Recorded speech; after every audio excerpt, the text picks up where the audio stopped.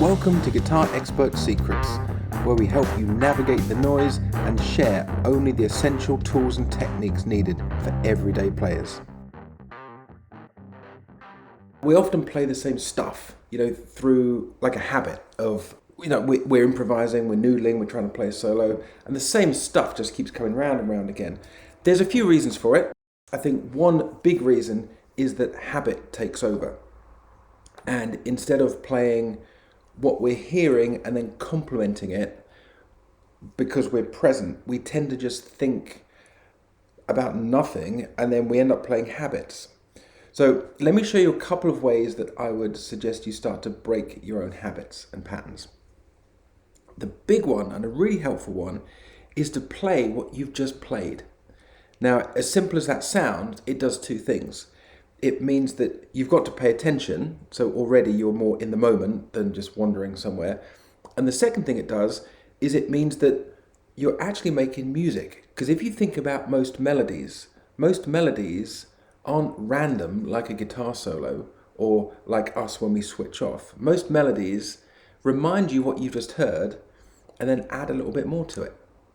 And it's one of the quickest ways to transform noodling and empty solos into something that actually sounds a bit more musical and is satisfying for the player. It also means that you don't have to learn new licks. It means you don't have to learn new scales or play elsewhere to fix the problem. You just have to stay mindful. And it could be the simplest bit. So let me show you. You could play, let's keep it to A, pentatonic, everyone's friend. So you could play, that's it, really simple. Then play it again. Add a bit more. And already I'm kind of hearing where I want that melody to go.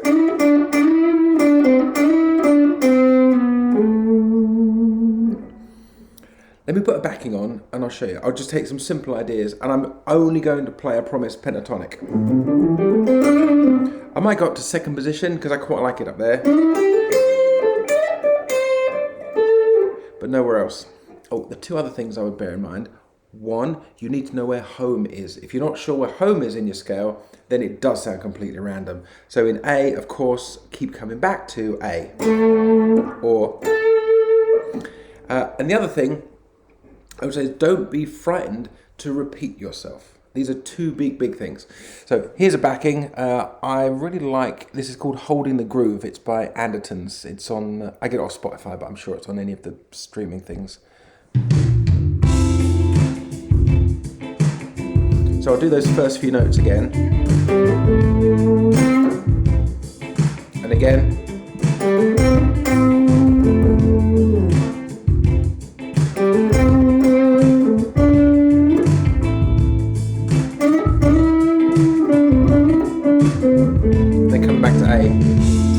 So already it's quite musical. I mean, let's not pretend it's an awesome solo, but it's musical and it's way better than I get bored and I go up here. It's keeping me in the moment.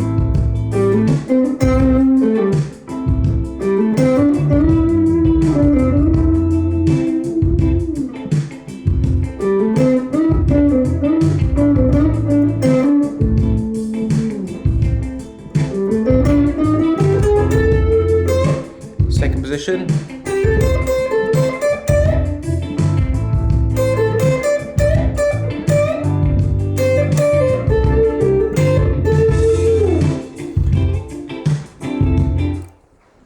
You probably get the idea, right? So the other thing I quite like to do is explore the scale in terms of the other note's tension to home. That also makes you value things more. If you had to nutshell, why do we play aimlessly and we always think we play the same stuff?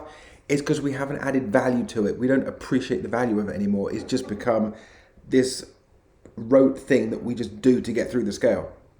But if I think of home, and then I think of all the notes' relationship to home, they all feel really different. They all have their own value. It feels really different to...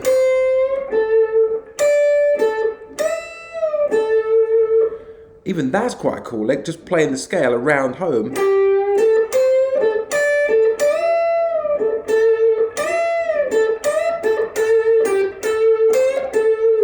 you start to realize that each note is its own character. It has its own kind of personality rather than just like glance past it.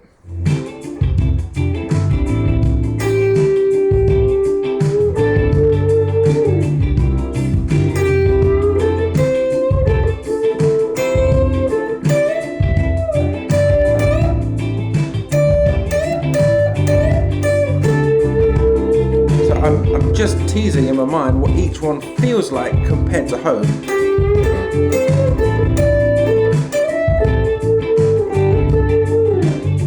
Then maybe play a lick again.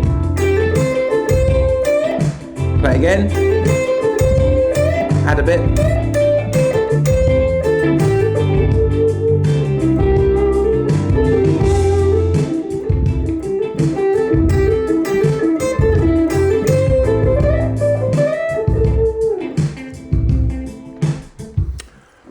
Big advocate for being mindful. If you play the fast runs, or whatever your fast habits might be, use those as ways to get to the slower, more mindful stuff. So here's one. But if I have no point to that, I don't know where I'm going, and I'm not going to tell a very good story. But what I could do is have a target note. So let's say that's my target note. Now this has meaning because it's a way to flurry into a purposeful note.